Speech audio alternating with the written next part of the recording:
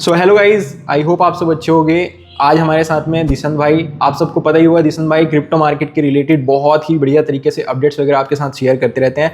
तो हम बहुत ही ज़्यादा परेशान है मार्केट को लेकर दिशन भाई। फिलहाल के टाइम पे चीज़ें जिस तरीके से एक्सपेक्ट की गई थी उस तरीके से ना ही हो रही है और ना ही होती दिख रही है।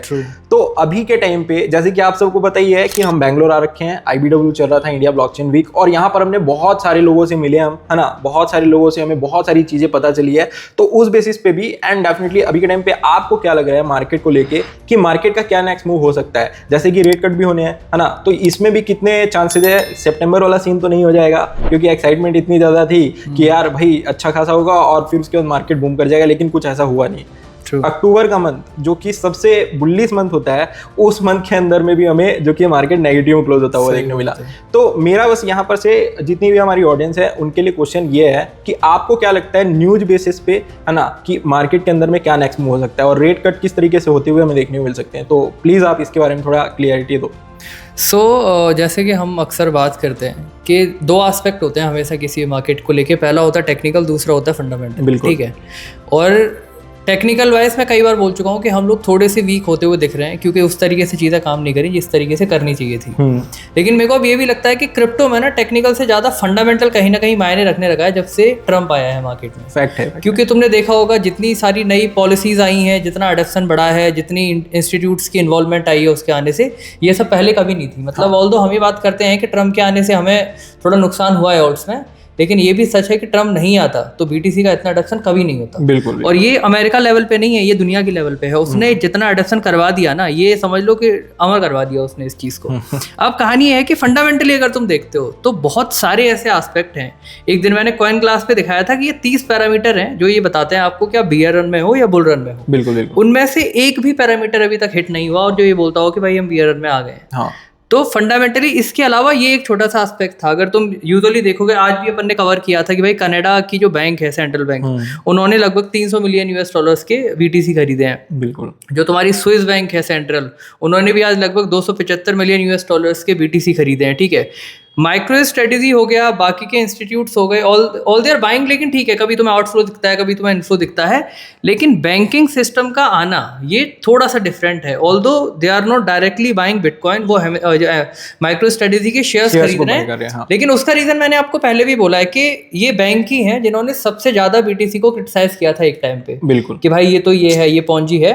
तो आज वो डायरेक्टली इन्वॉल्व नहीं हो सकते, तो वो क्या कर रहे हैं कि भाई वो उस चीज़ में इन्वॉल्व हो रहे हैं जहां उन्हें पता है कि जो मैक्सिमम शेयर है वो BTC की वजह से ही करता है चीज़ें। बिल्कुल। और मेरे को लगता है कि बैंक तो कम से कम, मैंने एक चीज़ एक दिन और भी ये बताया था कि बैंक्स हो गए, इंस्टीट्यूट्स हो गए, ये जो सारी स्मार्ट मनी है, जैसे हम लोग वेल्स भी बोल रहे हैं या स्मार्ट मनी बोल रहे हैं, ये जिस तरीके से काम कर रहे हैं, अगर तुम इन्हें फॉलो करोगे ना तो तुम्हें समझ में आएगा कि स्ट्रक्चरली मार्केट में हो क्या रहा है। और मेरे को भी ऐसा नहीं लगता, 1% भी ऐसा नहीं लगता कि भाई कहीं भी इनको देख के लगता है कि बियर रन लगने वाला है। तुम JP मॉर्गन को सुन लो, तुम एरिक ट्रम्प को सुन लो, तुम CJ को सुन लो, इसके अलावा तुम बैंक्स की बाइंग देख लो। और ऐसा भी नहीं है कि ETFs में तुम्हारा कि धकाधक सिर्फ सेल ही हो रहा है, बाय भी वो कर रहे हैं। आई नो कि मैनिपुलेशन अलोंग द वे चल रहा है कि कोई अनाउंसमेंट आता है टैरिफ का आ गया तो ये अपना फायदा उठा ले जाते हैं कि भाई जनता पैनिक करेगी और थोड़ा पैनिक उठा लेते हैं। उसके बाद में अभी तुम्हारा जापान का आ गया तो फिर इन्होंने उस चीज़ का फायदा उठाया। लेकिन व्हाट आर दे डूइंग, वो जब पैनिक की न्यूज़ आएगी उस दिन सेल कर देंगे, अगले दिन बाय कर लेंगे। अभी तुम देखो, जब ये जापान की न्यूज़ आई तो इन्होंने क्या करा, तुम्हारा फेडलिटी हो, ब्लैक रॉक हो, बाइनेंस हो, बायबिट हो, ठीक है, विंटरम्यूट हो, सबने सेल करा। लगभग 80,000 BTC एक दिन में सेल करे। मार्केट गिरी, उसके अगले दिन इन्होंने बाय करे हैं भाई। मतलब इन्होंने 94 पे सेल करे हैं और जैसी मार्केट तुम्हारी लगभग 84 के आसपास आई, इन सब ने 80-90 फिर। तो दिशन भाई मेरे को आप एक बात बताइए कि ये चीज जो आप बोल रहे हैं, हाँ, तो ये कहीं ना कहीं मैनिपुलेशन ही है कि सबसे रिटेलर्स को पूरी तरीके से पागल बनाने की स्कीम है। देखो, दो चीजें होती हैं हमेशा, आप एक चीज समझ के चलो। मैनिपुलेशन अलोंग द वे चलता है। मैनिपुलेशन का मतलब बियर रन नहीं होता। Bear run is a totally different scenario. Manipulation सबसे ज्यादा बुल रन में ही होगा, क्योंकि बियर रन में तुम कर ही नहीं सकते मैनिपुलेट मार्केट। तो दे नो कि अभी मार्केट को ऊपर जाना है, तो अलोंग द वे हम जितना भी इसमें डंप अप खेल रहे हैं हम खेल सकते हैं। लेकिन जब मार्केट नीचे आ गया और 1-1.5 साल तक वहीं चलेगा, they can't do that. Okay. तो तुम इससे समझ सकते हो कि भाई ये कर ही इसलिए पा रहे हैं क्योंकि उनको पता है मार्केट ऊपर जाएगा। हाँ, मेन चीज वही है। और फिर पैसे कहीं ना कहीं बन तो फिर रिटेलर्स के पैसे ही जाके बन रहे हैं ना यार। देखो, ये तो हमेशा ही होता है कि रिटेल ही पैसा देता है मार्केट को, और जो स्मार्ट मनी है या फिर जो लोग पुराने हैं वही पैसा बनाते हैं मार्केट से। ये तो मैं हमेशा ही बोलता हूँ कि भाई अगर तुम नए हो मार्केट में तो मैक्सिमम चांसेस हैं कि तुम्हारा पैसा जाएगा ही, तुम पैसा नहीं बना पाओगे, क्योंकि ना तुम्हारे अंदर सब्र है। तुम कॉइन भी वैसे ही खरीद रहे हो जो तुमको चाहिए कि भाई ये 10x 20x कर देगा। तुम्हारी इन्वॉल्वमेंट ही, साइकोलॉजी भी गलत है, तुम इंटेंशन भी गलत लेके आ रहे हो अपना मार्केट के अंदर। हाँ, मेन चीज वही है। और लोग ज्यादातर कम इस तरह इन्वेस्टमेंट के तौर पे कम आते हैं कि लोगों को लगता है कि यार आएंगे डालेंगे और निकाल लेंगे। हाँ, वो आ ही रहे हैं क्रिप्टो में ये सोच के। देखो मैं बताता हूँ, रिटेल में ना, मैं जितनी ऑडियंस मेरी है, लगभग ज्यादातर लोग जो मुझे कमेंट करते हैं जिनसे मेरी बात होती है, वो ये सोच के नहीं आ रहे हैं कि भैया हम इन्वेस्ट कर रहे हैं, जैसे बंदा प्रॉपर्टी में या स्टॉक्स में करता है कि यार हम 5 साल 10 साल रखेंगे। दे आर इन्वेस्टिंग कि हम यहाँ लेंगे, वो मून हो जाएगा, टू द मून। और वर्स्ट पार्ट ये है कि वो ये सोच के आ रहे हैं, लेकिन इसके अलावा उनको ये वो नहीं चलेगा कि 10% की मार्केट नीचे गिर जाए। अगर गिर गई तो फिर वो पैनिक हो जाएंगे, डर जाएंगे, मार्केट से निकल जाएंगे, मार्केट को गालियां देंगे। बात ये हो जाता है ना, उनका फिर माइंडसेट ही वो नहीं होता ना, इन्वेस्टमेंट वाला माइंडसेट ही नहीं होता। एग्जैक्टली वो या तो कोई मतलब होगा स्टूडेंट होगा जो कि उनको पता चला है क्रिप्टो के बारे में स्टार्टिंग में, और कोई मीम कॉइन के बारे में उनको बता दिया गया है कि भाई ये मीम कॉइन है, ऐसा ऐसा मैंने डाला था, ये 10 गुना हो गया, 20 गुना हो गया। यार सबसे बड़ा पंगा वही है, अगर तुम आ ही रहे हो गैम्बलिंग माइंडसेट से तो तुमको फिर मिलेगा भी वैसा ही। बिल्कुल, क्योंकि तुम कुछ अलग एक्सपेक्ट नहीं कर सकते फिर उस चीज से। वही चीज है ना, इसीलिए तो हम बोलते हैं हमेशा कि भाई क्रिप्टो मार्केट बहुत ज्यादा रिस्की एसेट है। यहाँ पर इन्वेस्टमेंट डेफिनेटली हम करके अच्छा रिटर्न बना सकते हैं, लेकिन उतना ही ज्यादा रिस्क भी है हमारी इन्वेस्टमेंट में। तो उतना ज्यादा तुमको सब्र भी चाहिए और टाइमिंग भी बहुत लगती है भाई। ऐसा नहीं है कि तुम आ जाओगे और कल तुम मार्केट से लेके निकल जाओगे, ऐसा नहीं होता है। बिल्कुल, है ना। तो दिशन भाई इस बीच में मेरे को आप एक और चीज बताइए, जिस तरीके से मार्केट गिरती जा रही है, ठीक है, और हम बहुत बार अपनी वीडियोस में बोलते हैं डीप बाइंग के लिए, है ना, कि यार एक सही टाइम आता है तो आप डीप बाइंग करें। लेकिन हमारी ऑडियंस का अब कहना ये है कि भाई डीप बाइंग कर करके हमारे पूरा पैसा खत्म हो गया, अब कहाँ से लेके आए, तो अब क्या करना चाहिए उनको? यार डिप बाइंग को लेके तो खैर मैं कुछ खास नहीं बोलूंगा। मेरे को लगता है कि डिप बाइंग को लेके आप ज्यादा चीजें बता सकते हो, क्योंकि मैं कॉइन्स को लेके बहुत ज्यादा बातें नहीं करता हूँ। मतलब मेरा हमेशा ये रहता है कि ऑल तो बिगिनर्स को ये जमती नहीं है बात की, जब मैं बोलूँ कि भाई तुम बीटीसी खरीद लो या इथेरियम खरीद लो, ठीक है। तो मेरे को लगता है कि कॉइन्स को लेके आपको ज्यादा है कि भाई अगर इसके अलावा कुछ खरीदना है तो कौन से नरेटिव्स हैं जिसमें हमें देखना चाहिए, या फिर कौन से ऐसे कॉइन है जो अभी की मार्केट में, कि अगर हम ये मान भी लें कि 1% मार्केट यहाँ से बियर रन में चली जाती है तो वो कॉइन अगले बुल रन तक भी सर्वाइव कर पाए, है ना। तो मैं चाहूंगा ये आप मेरे को जवाब दें कि कौन से ऐसे कॉइन है, कौन सा ऐसा नरेटिव है जो हम अभी भी देख सकते हैं। ओके, सो बेसिकली दिशन भाई अभी के टाइम पे बहुत सारे क्रिप्टो कॉइन्स आ गए हैं एज कम्पेयर टू 2021 जब हमने स्टार्ट किया था, है ना। अभी के टाइम पे देखेंगे तो मतलब लाखों में करोड़ों करोड़ों में आ गए, हाँ। तो एक तो जो पैसा आना था एक पर्टिकुलर कॉइन के अंदर में, अब वो 100 में डिवाइड हो रहा है। एक बार में एक में नहीं हो रहा है, वो 100 में डिवाइड हो रहा है। फिर यहाँ पर हम बैठ रखे हैं जितने भी छोटे अल्ट्स कॉइन है या फिर उस टाइम पे न्यू अल्ट्स कॉइन आए थे, उनकी ही कैटेगरी के अलग अलग और बहुत ही अपग्रेड वर्जन वाले प्रोजेक्ट्स आ चुके हैं मार्केट के अंदर में, जो कि उसी कैटेगरी में काम कर रहे हैं। जैसे कि लेयर 2 की बात करें, अब लेयर 2 में कुछ भी दम रहा नहीं है, ठीक है। क्यों? लेयर 2 काम कब करेगा या फिर पंप कब होगा? जब इथेरियम पंप होगा।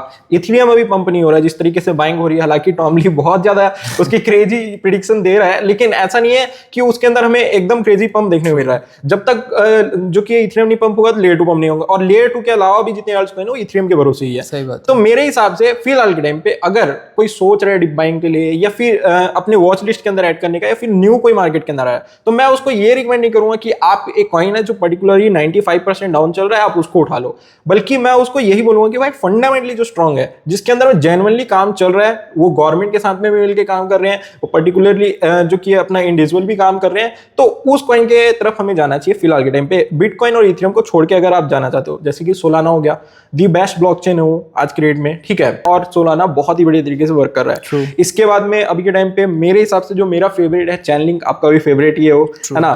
चैनलिंक बहुत ही बढ़िया तरीके से वर्क कर रहा है, ओरेकल का बहुत शानदार प्रोजेक्ट है, गवर्नमेंट के साथ वर्क कर रहा है। अभी इतना ज्यादा चैनलिंक की हाइप हो गई थी एंड डेफिनेटली मार्केट गिरा तो नीचे है, तो कहीं ना कहीं ये एक सही टाइम है चैनलिंक को लेने का, क्योंकि मेरे हिसाब से चैनलिंक का जो मैं टारगेट लेके चल रहा हूँ, हालांकि बोलूंगा तो फिर वो हो जाएगा कि यार इतना नहीं मेरे को नहीं लगता। और फिर दूसरी चीज, ये कोई फाइनेंशियल एडवाइस नहीं है, बट चीजें ऐसी है कि चैनलिंक के अंदर मेरे को बिलीव है पर्सनली, है ना, क्योंकि मैंने एक टाइम पे 1.5 साल पहले जब शेयर किया था तो $4 के समथिंग था, तब हमने शेयर किया था, और $48 समथिंग गया था, तो उसने अच्छा रिटर्न दिया था।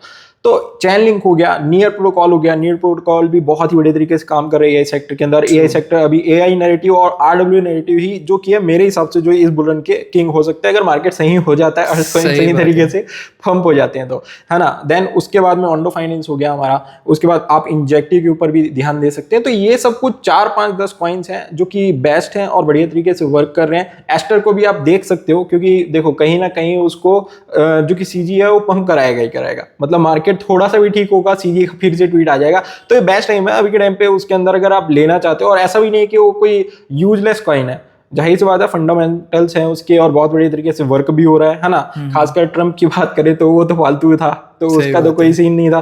तो उस बेसिस पे मेरे हिसाब से एस्टर के ऊपर भी ध्यान दे सकते हैं। तो इस तरीके के कुछ अल्ट कॉइन है जो कि एआई सेक्टर से आते हैं और आरडब्ल्यू सेक्टर के तरफ से आते हैं। तो मैं कहीं ना कहीं इन अल्ट कॉइन को लेके इस बुल रन के अंदर जो अल्ट सीजन अगर आता है यहाँ पर, जो कि दिख नहीं रहा है अभी तो मेरे हिसाब से कहीं ना कहीं ये अल्ट कॉइन अच्छा जो कि हमें रिटर्न दे सकते हैं। ओके बस गाइस देखो एक चीज़ तो मैं समझनी पड़ेगी, ऑल्दो ये श्याम भाई ने जो ऑल्ट्स बताए ये सारे अच्छे कॉइन हैं और हो सकता है कि तुम आज लो कल बियर रन लग जाए तो अगले बुल रन तक भी सर्वाइव कर जाएं। बिल्कुल। लेकिन ये सारी चीज़ें डिपेंड करती हैं कि आपका रिस्क एपेटाइट कितना है। मतलब ये हमेशा मैं बोलता हूँ और आज भी मैं बोल रहा हूँ कि ये कोई फाइनेंशियल एडवाइस नहीं है।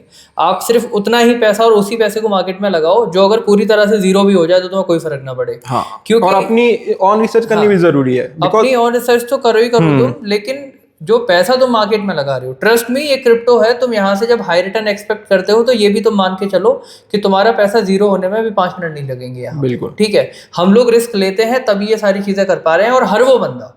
ठीक है, तो बाकी थोड़ा सा अपनी रिसर्च करो। और लोगों को ये लगता है कि हमारा लॉस नहीं होता हमारा जितना लॉस हुआ है ना कि क्या ही होता है, पर यही है उसी चीज से हम सीख के आपको हमारा एक्सपीरियंस शेयर करते हैं। लेकिन लोगों को लगता है कि सिर्फ हम लोग पैसे छाप रहे हैं, लेकिन ऐसा नहीं है। चीजें हम मार्केट के अंदर में इस तरीके से आपको समझाना चाहते हैं अभी के टाइम पे कि देखिए हमारा काम ही यही है, हमारा जो अर्निंग आना है वो इस तरफ से ही आना है। लेकिन आपका मेहनत का बहुत ज्यादा मेहनत का पैसा है, ठीक है, बहुत ही तरीके से आपने जोड़ के रखा होगा किसी पॉइंट पे कि हाँ भाई ये पॉइंट आएगा जब मेरे को उसको यूज करना है। और आपने क्रिप्टो मार्केट के अंदर किसी के भी बोलने से कि यार यहाँ से ये 10 गुना हो सकता है, 20 गुना हो सकता है, जो कि अभी के टाइम पे बहुत ज्यादा रिस्क मार्केट के अंदर लेके आता है। तो उस तरीके से आप मत जाओ, उसको इन्वेस्टमेंट के तौर पे आप डेफिनेटली कर सकते हैं। इन्वेस्टमेंट में कोई दिक्कत नहीं है, आप अपनी ऑन रिसर्च करिए और वीडियोस देखिए, मेरी और दिशन भाई की नहीं बल्कि और भी मार्केट में बहुत सारे इन्फ्लुएंसर्स हैं, है ना, जो बहुत ज्यादा हमारे से भी एक्सपीरियंस्ड हैं। उनकी वीडियो देख के सीखिए। पहले लर्निंग जरूरी है, मैं हमेशा बोलता हूँ पहले लर्निंग देन अर्निंग। तो वो चीज है।